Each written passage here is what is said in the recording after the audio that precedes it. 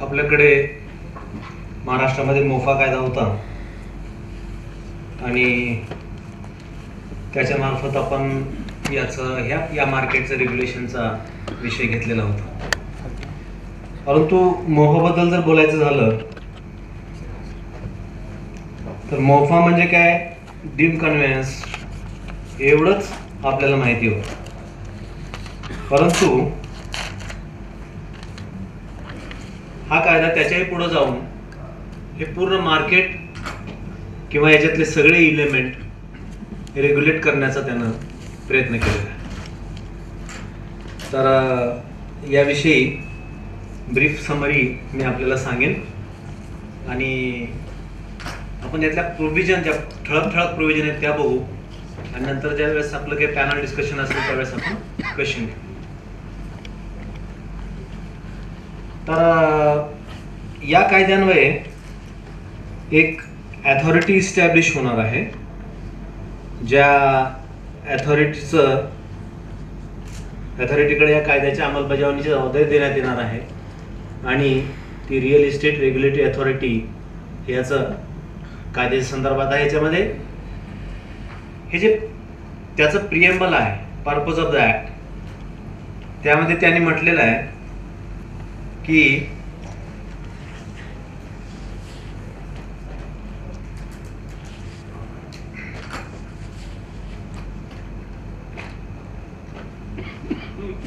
It is to protect the interest of the consumers. हे याचं मुख्य उद्देश आहे. जरी आपल्या चेअरमननी सांगितलं असेल की आपला सगळ्याचा इंटरेस्ट प्रोटेक्ट होणार आहे, खरं जरी असलं तरी प्रिएम्बल मध्ये त्यांनी असं म्हटलेलं आहे की the act is for the protection of the interest of the consumers. आणि हा इंटरेस्ट कसा प्रोटेक्ट होणार आहे, तर एक ॲडज्युडिकेशनचा मेकॅनिझम इस्टॅब्लिश होणार आहे. आणि हा जो मेकॅनिझम आहे तो रिअल इस्टेट रेग्युलेटरी अथॉरिटी मार्फत येणार आहे. जुन्या कायद्यामध्ये देखील हेच होतं. जुन्या कायद्यामध्ये सुद्धा to control the abuse and malpractices and remove the difficulties and promotion and construction of the sale, हा त्याचा उद्देश होता. परंतु रेग्युलेटरी अथॉरिटी अशी सेपरेट त्याच्यामध्ये नव्हती. तर या कायद्याचा जो फोकस आहे तो सगळा फोकस या ठिकाणी आहे की no promoter shall advertise, market, book, sell or offer for sell, invite person to purchase any plot, apartment, building in any real estate project or in any planning area without registering the estate project with the real estate regulatory authority. म्हणजेच काय की जो planning area आहे, जो pre determine area आहे, हा area पण determine करेल ती रिअल इस्टेट अथॉरिटी.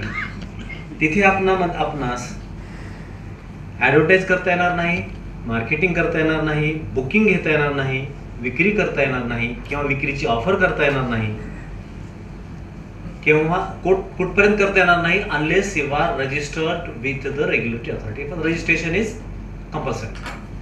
आमच्याकडे जसं सावकारीचा कायदा आहे, कोणालाही सावकारी करायची असेल तर परवाना आवश्यक आहे, त्याशिवाय ते करता येणार नाही. No other transaction is valid unless it is done by the registered money lender. अगदी तसंच इथे देखील रजिस्ट्रेशनची आवश्यकता आहे.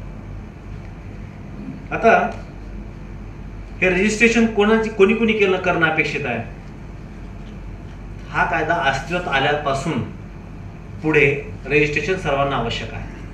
परंतु या कायद्याच्या अस्तित्वात येण्याच्या तारखेला ज्यांच्या हातामध्ये कंप्लेशन सर्टिफिकेट आहे त्यांना कोणतेही रजिस्ट्रेशन करण्याची गरज नाही, म्हणजे त्या प्रोजेक्टसाठी गरज नाही.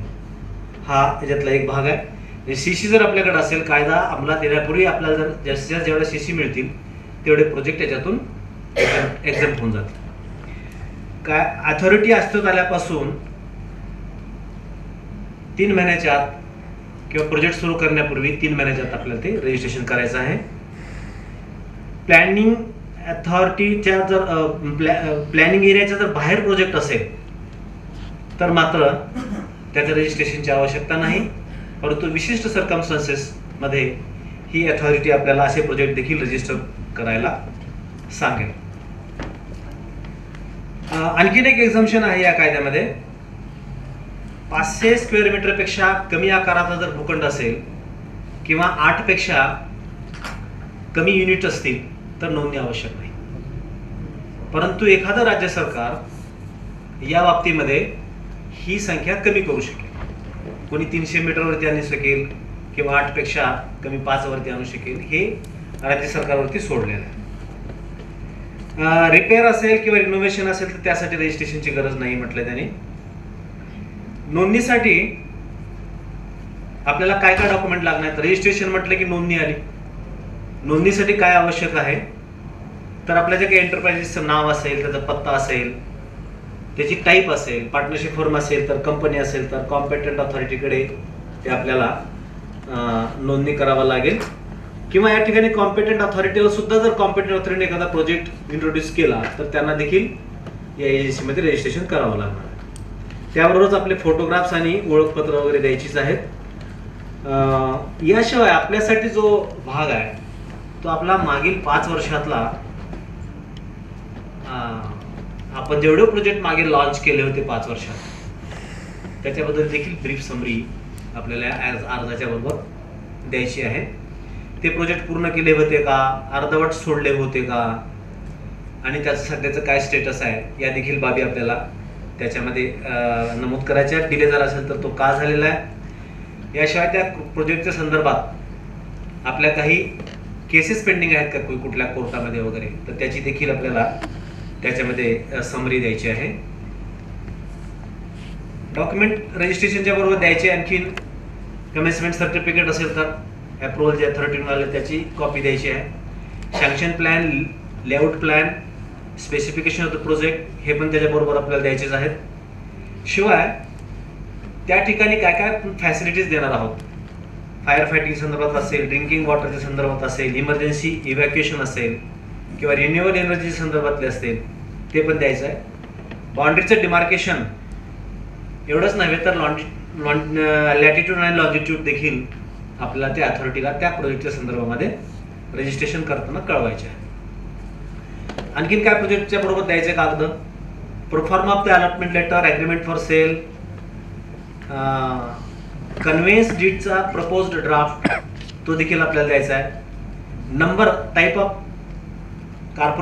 कार्पेट एरिया, अपार्टमेंटची साईज काय आहे, किती अपार्टमेंट, बाल्कनीची काय साईज आहे, वरांड्याची काय साईज आहे, टेरेस असेल तर त्याचे काय आहे, हे सगळे डिटेल द्यायचे. नंबर ऑफ गॅरेजेस सुद्धा द्यायचे. गॅरेजची व्याख्या पण त्यांनी या कायद्यामध्ये दिलेली आहे. ओपन पार्किंग असेल तर त्याला ते काही गॅरेज म्हणत नाही आहेत. नंतर आपले असोसिएट असलेल्या रिअल एस्टेट एजंटची देखील आपल्याला त्याच्यामध्ये माहिती द्यायची आहे. शिवाय कॉन्ट्रॅक्टर कोण आहे, आर्किटेक्ट कोण आहे, स्ट्रक्चरल इंजिनियर कोण आहे यांची देखील माहिती आपल्याला त्या प्रोजेक्टच्या संदर्भामध्ये रजिस्ट्रेशनच्या वेळेस द्यावी लागते. शिवाय या प्रोजेक्टचं टायटल हे लिगल आहे आणि it is free from all income branches आणि जर काही इन्कम ब्रांचेस असतील तर ते कोणते आहेत हे डिस्क्लोज करायचं. शिवाय आपल्याला रजिस्ट्रेशन करताना एक किती आपण एक बँकेमध्ये स्वतंत्र खातं काढून त्या खात्यामध्ये या प्रोजेक्टसाठी जे आपण काही कलेक्शन करणार आहोत अमाऊंटचं अलॉटीकडून, अलॉटी म्हणजे जो खरेदी करणार आहे तो, त्यातली 70% अमाऊंट ही सेपरेट अकाउंटमध्ये डिपॉझिट करायची आहे आणि त्याचा पर्पज आहे कन्स्ट्रक्शन अँड द लँड कॉस्टसाठी, दुसऱ्या कुठल्याही पर्पजसाठी ती विड्रॉ करायची नाही. आणि जसं जसं हा प्रोजेक्ट पुढे पुढे जात राहील तशी तशी ती अमाऊंट काढून त्या कामासाठी वापरायची आहे.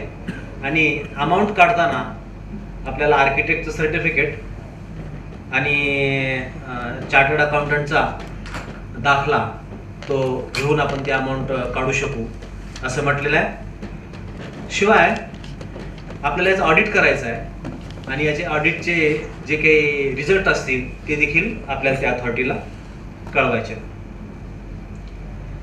अथॉरिटीवरती काय जबाबदारी आहे, आपल्याकडून अर्ज आल्यानंतर तो 30 दिवसाच्या आत निकाली काढायचा आहे. एकतर तो आपल्याला रजिस्ट्रेशन देईल आणि रजिस्ट्रेशन जर त्याने नाकारलं तर त्याची कारणं त्यांना नमूद करायची आहे. आणि त्यांनी काहीच जर केलं नाही आपल्या अर्जावरती तर 30व्या दिवशी आपला प्रोजेक्ट रजिस्टर झाला असं समजायचं आणि आपण पुढे जायचं आहे. परंतु जर रिजेक्शन असेल, त्यांना जर आपल्या प्रोजेक्टची नोंदणी नाकारायची असेल तर ती आपलं म्हणणं ऐकून घेतल्याशिवाय नाकारता येणार नाही आणि कारणं देखील स्पष्ट करावी लागतील. आणि या नाकारण्याच्या विरुद्ध अपील आहे.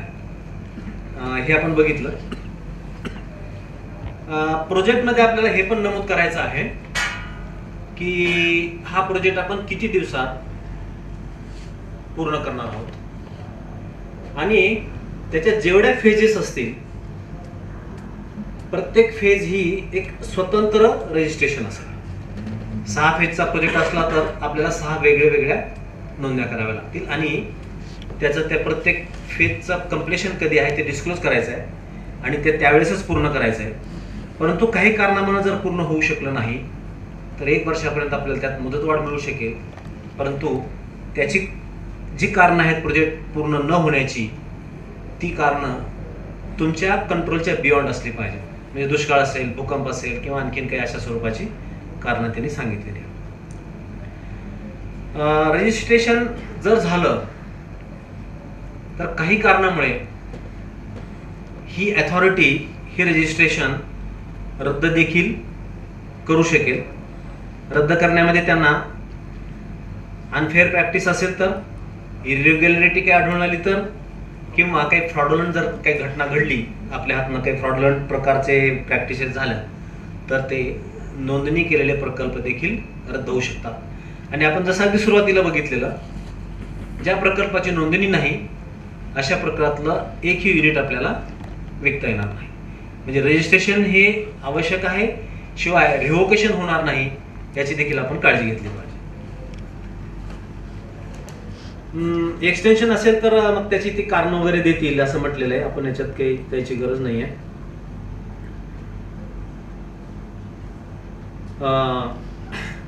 रिव्होकेशन असेल किंवा रिजेक्शन असेल, दोन्हीच्या बाबतीमध्ये अपीलची प्रोव्हिजन आहे. ॲपेलेट अथॉरिटीकडे आपल्याला जाता येतं आणि जो अपीलचा पिरियड आहे त्या पिरियडमध्ये हे रिव्होकेशन किंवा रिजेक्शन सस्पेंड राहतं असं त्यांनी म्हटलेलं आहे. रिअल इस्टेट एजंटला देखील नोंदणी या कायद्यानं बंधनकारक करण्यात आलेली आहे आणि त्याला देखील आपला व्यवसाय नोंदणीकृत प्रमाणपत्र असल्याशिवाय करता येणार नाही आहे आणि त्या संदर्भात त्याला स्वतःचं दप्तर ठेवायचं आहे. या सगळ्या तर गोष्टी आलेल्याच आहेत आणि त्याचं देखील ॲप्लिकेशन नाकारलं जाऊ शकतं किंवा परवाना दिला असेल तर तो रद्द करण्यात येऊ शकतो. आपलं म्हणणं ऐकून घेऊन ते देखील ते करू शकतात. 30 दिवसाच्या आत जर त्याची ॲप्लिकेशनवरती कोणतीही कारवाई नाही झाली तर डीम रजिस्ट्रेशनची त्याच्यामध्ये प्रोव्हिजन करण्यात आलेली आहे.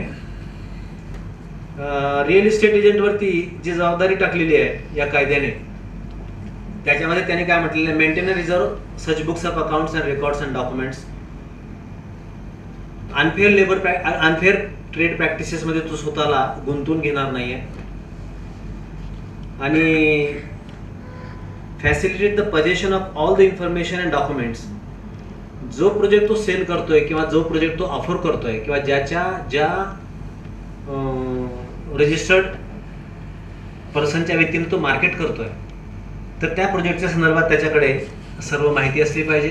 त्या सर्व प्रश्नाची उत्तरं त्याला देता आली पाहिजेत आणि त्याचं पूर्ण समाधान करून त्याने ते प्रोजेक्ट त्याला दिला पाहिजे किंवा काही इन्फॉर्मेशन हाईड करायचं नाही, ही त्याच्यावरती जबाबदारी दिलेली आहे.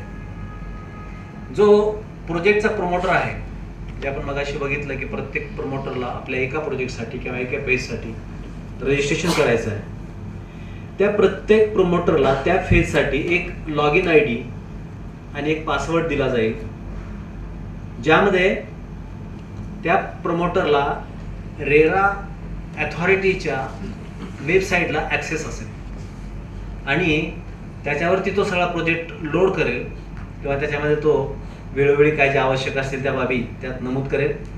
याच्यामध्ये काय काय नमूद करायचं आहे ज्या वेबसाईटवरती, details of the registration granted by the authority आणि quarterly up to date list of number of types of apartments और plots, number of garages booked, approval taken by the approval and which approvals are pending. Such other information, the documents which are required. जाहिरातीमध्ये देखील याच प्रकल्पाची जी काय आपण वर्तमानपत्रात जाहिरात देणार असू त्याचा देखील नमुना तिथे आपल्याला प्रसिद्ध करायचा आहे आणि प्रॉस्पेक्टसची देखील अवेलेबिलिटी त्या वेबसाईटच्या त्या आपल्या ID वरती करून द्यायची आहे की लोकांना आपल्या प्रिंट काढून घेता येऊ शकतील. आणि या दोन्हीमध्ये डिस्क्रपन्सी नसावी. जे जाहिरातीमध्ये लिहिलं आहे तेच वेबसाईटवरती लिहायचं आणि जे वेबसाईटमध्ये आहे ते ज्या कागदातून आलेलं आहे त्या कागदामध्ये देखील तेच पाहिजे. डिस्क्रपन्सी कुठली अलाउड केली जाणार नाही असं त्यांनी म्हटलं. जो अलॉटी असेल ज्याला आपल्याकडून सदनिका किंवा भूखंड किंवा शॉप किंवा गॅरेज किंवा गोडाऊन जे काही घ्यायचं असेल त्या संदर्भातलं सर्व इन्फॉर्मेशन त्याला अवेलेबल करून द्यायचं आहे. सँक्शन प्लॅन देखील अवेलेबल करून द्यायचा त्या अलॉटीला through website of course. Layout plans त्याचे सगळे स्पेसिफिकेशन्स त्या वेबसाईटवरती डिस्प्ले करायचे आहेत आणि स्टेज वाईज टाईम शेड्यूल देखील त्यात तो डिस्क्लोज करायचा आहे आणि मग त्याची प्रोग्रेस त्यावेळी नमूद करायची आहे. म्हणजे त्याला स्वतःला ते चेक करता आलं पाहिजे. प्रमोटरची ही देखील जबाबदारी आहे की त्या बिल्डिंगच्या संदर्भामध्ये जे ॲग्रीमेंट्स ऑफ सेल आहेत ते पण डिस्क्लोज करायचं आहे. अपार्टमेंटचं कन्व्हेन्स करायचं आहे आणि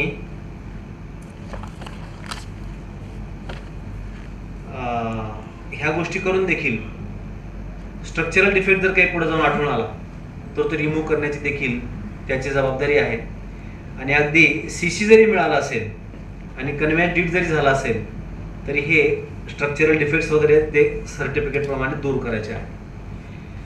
कंप्लेशन सर्टिफिकेट घ्यायची आणि ऑक्युपन्सी सर्टिफिकेट घ्यायची जबाबदारी प्रमोटरची आहे आणि लीज जर असेल तर ते देखील ते जबाबदारीनं कलेक्ट करतील.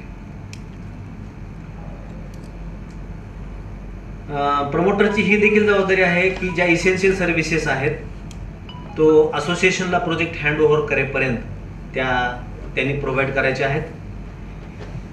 आजच्या कायद्याप्रमाणेच असोसिएशन, सोसायटी किंवा फेडरेशन रजिस्टर करून देण्याची जबाबदारी देखील प्रमोटरवरच दिलेली आहे. आजच्या कायद्याप्रमाणेच प्रमोटरवरती कन्व्हेन्स करून देण्याची देखील जबाबदारी या कायद्याच्या प्रमाणे देण्यात आलेली आहे. आणि फिजिकल मगाशी सांगितल्याप्रमाणे बिल्डिंगचं फिजिकल पोझिशन देईपर्यंत जे काही आउटगोईंग असतील ते त्यांनी करायचे आहेत. आजच्या कायद्याप्रमाणेच ही देखील जबाबदारी आहे adherence to the sanction plans and project specification by the promoter. जो प्लॅन मंजूर झाला असेल त्याप्रमाणे त्यांनी ते कामकाज पूर्ण करून घ्यायचं आहे.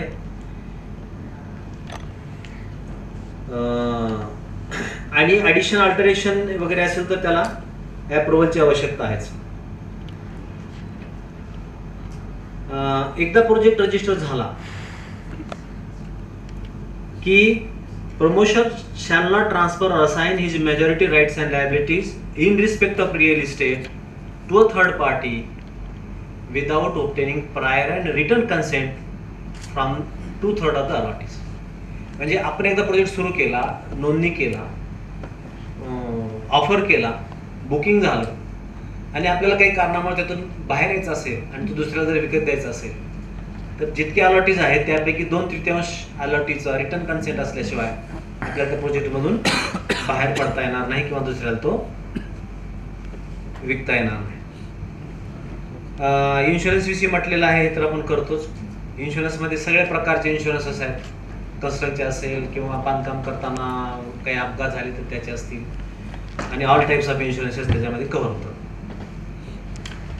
प्रोजेक्ट पूर्ण झाल्यानंतर promoter shall execute a registered conveyance deed in favor of the allottee along with the undivided proportionate title in the common areas of the association at the allottees or the competent authority as the case may be, and hand over the physical possession of the plot, apartment of the building to the allottees and the common areas to the association at the allottees of the competent authority. हे आजच्या कायद्याप्रमाणेच आहे.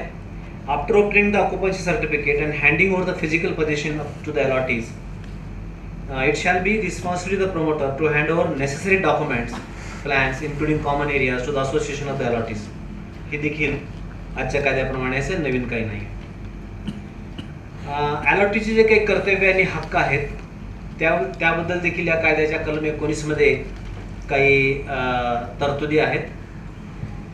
हक्कामध्ये आहे की त्याला sanction प्लॅनची copy मिळेल, लेआउटची copy मिळेल, competent अथॉरिटीने approve केलेले सगळे स्पेसिफिकेशन्स काय असतील ते त्याला माहिती करून देण्यात येतील. स्टेज वाईज शेड्यूल ऑफ कम्प्लेशन काय आहे हे देखील तो जाणण्याचा हकदार आहे. पैसे दिल्यानंतर the allotee shall be entitled to claim the possession of the apartment, plot, building as the case may be, and the association of allottees shall be entitled to claim possession. Common areas वगैरे possession त्यांना मिळेल. The allotee shall be entitled to claim the refund of the amount paid along with interest from the promoter if promoter fails to comply or is unable to give possession of the apartment, plot or building. हा त्याचा हक्क आहे. जे Breach of agreement सारखंच आहे. वेळेवर जर मिळालं नाही किंवा दिलंच नाही तर त्यानं दिलेले पैसे त्याला व्याजासहित परत घेण्याचा हक्क आहे. शिवाय आवश्यक कागदपत्रे आणि प्लॅनच्या बद्दल आपण बोललेलोच आहोत.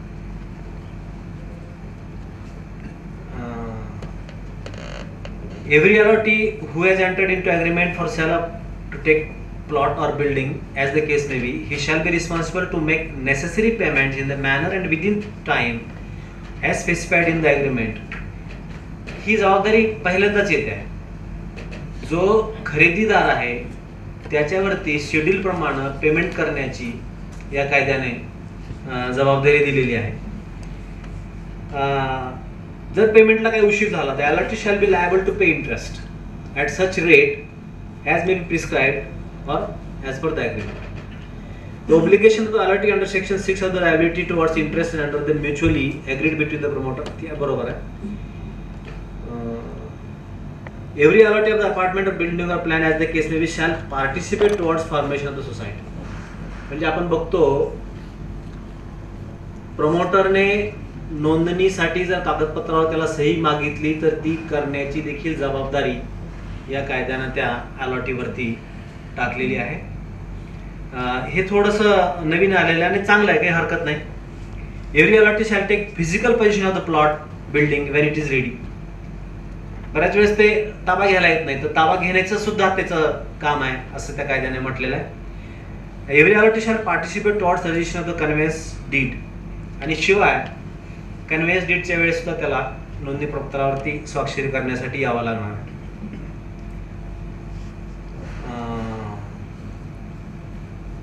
प्रत्येक राज्य सरकारवर एक जबाबदारी दिली आहे की रिअल इस्टेट अथॉरिटी निर्माण करा.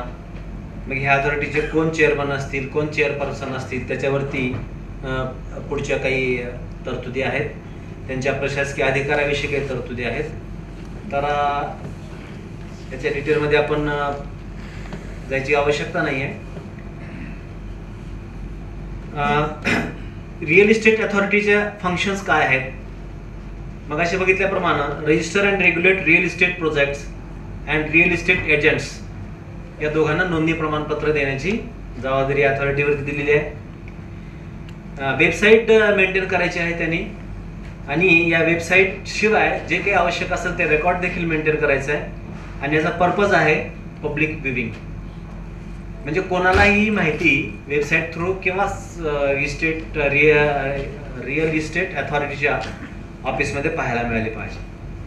नंतर डाटाबेस मेंटेन करण्याची जबाबदारी त्यांच्यावरती आहे आणि डाटाबेस पब्लिकसाठी अवेलेबल करून द्यायचा आहे. शिवाय ज्यांचे रजिस्ट्रेशन कॅन्सल करण्यात आलेलं आहे किंवा रद्द करण्यात आलेलं आहे किंवा रिवोक करण्यात आलेलं आहे त्याचा देखील डाटाबेस त्यांना मेंटेन करायचा आहे. नंतर आपापल्या ज्युरिडिक्शनमध्ये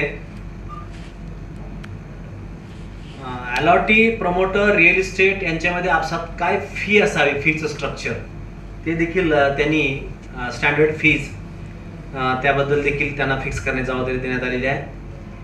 नंतर प्रमोटरवरती, अलॉटीवरती आणि रिअल इस्टेटवरती या कायद्याच्या अनुषंगाने ज्या ज्या जबाबदाऱ्या दिल्यात, ओब्लिगेशन्स पार पाडण्याचं जे दिलेलं आहे त्याचा कंप्लायन्स देखील इन्श्युअर करायचा आहे.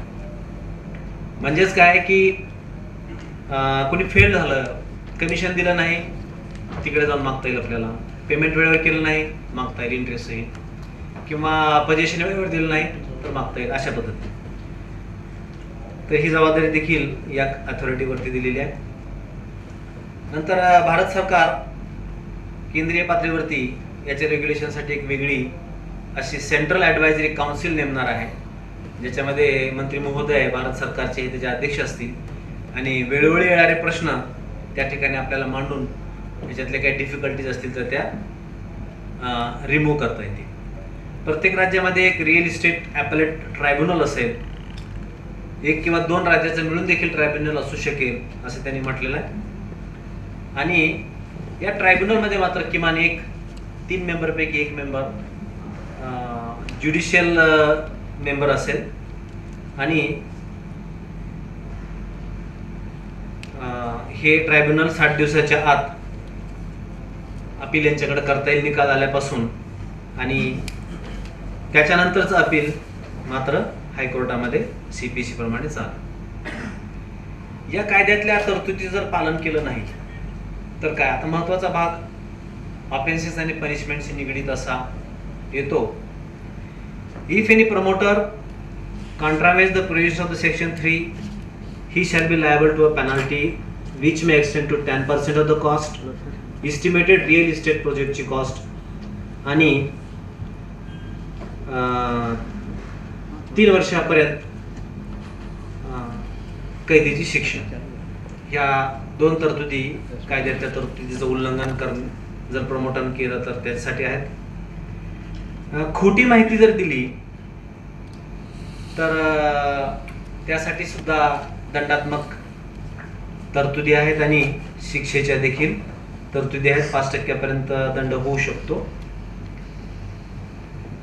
या कायद्याचा जो काही मुख्य असा परिणाम जो मला दिसतो तो असा आहे की सगळे जे प्रोजेक्ट आहेत ते वेळेवर पूर्ण होतील असं एक मला वाटतं. आणि साधारणपणे जे काही इंटरनॅशनल नॉर्म्स असतील या व्यवसायातले ते सगळे या देशामध्ये येतील आणि आपल्याला तो एक असा दर्जा मिळेल. आपल्याला माहिती असेल की आपल्या सर्व शेजारच्या सिंगापूरमध्ये किंवा दुबईमध्ये किंवा बऱ्याच मोठ्या आणि प्रगतशील देशामध्ये अशा अथॉरिटीज आहेत आणि सगळं मार्केट तिथं रेग्युलेट आहे. तशा पद्धतीनं देखील ते भारतात सुरू होईल. दुसरा जो फायदा मला दिसतो तो लेवल प्लेइंग फील्डचा आहे. सगळे ॲट पार असतील आणि कुठे काय चाललं हे सगळ्यालाच माहिती असल्यामुळे पारदर्शकता देखील येईल आणि चांगलं काम करणाराचं जे काही क्रेडिट इस्टॅब्लिश होईल ओव्हर द पिरियड त्यांना चांगल्या पद्धतीनं याच्यामध्ये भाग घेता येईल असं एक मला वाटतंय. प्रोजेक्ट जर डिले झाला तर त्या देखील प्रोजेक्ट डिले होण्याचं कारण असणार नाही, कारण आपल्याला दंड लागेल. अलॉटीनं जर पेमेंट केलं नाही तर प्रोजेक्ट डिले होतो तर त्यालाही देखील वेळेवर पेमेंट करावं लागेल. ह्या सगळ्या गोष्टी लेवल प्लेइंग फील्डमध्ये येतात. बिल्डिंगची क्वालिटी देखील चांगल्या प्रकारे होईल असं मला वाटतं आणि आपल्यापर्यंत स्ट्रक्चरल डॅमेजेसच्या दुरुस्त्या वगैरे त्या जबाबदारी येतात म्हणून पोझिशन देण्यापूर्वी आपण त्या गोष्टी सगळ्या बघणार आहोत. त्यामुळे बेटर क्वालिटी बिल्डिंग होईल. नंतर जो भाग येतो प्रमोटरच्या बाबतीमध्ये, प्रोजेक्ट लॉन्च झाल्यानंतर मग काय ॲडिशन, अल्टरेशन, TDR लोड कर, बिल्डिंगवरती जा, खाली घे, इकडं कर, तिकडं कर, हे सगळं काही आपल्याला आता या लोकांना पुढं करता येणार नाही. त्यामुळे 2/3 लोकांचं म्हणणं ऐकून घेतल्याशिवाय किंवा लेखी निवेदन घेतल्याशिवाय माझ्या दुरुस्ती करता येणार नाही असं त्यांनी म्हटलेलं आहे. प्रोजेक्ट अजिबातच दुरुस्त करता येणार नाही असं नाही आहे, परंतु ज्यांना आपण अलॉट करतोय त्यांचा कन्सेंट बंधनकारक केला आहे. त्यामुळे जास्तीत जास्त लोकांपर्यंत पोहोचून जे चांगलं असेल, हिताचं असेल ते पद्धतीने ते काम होईल.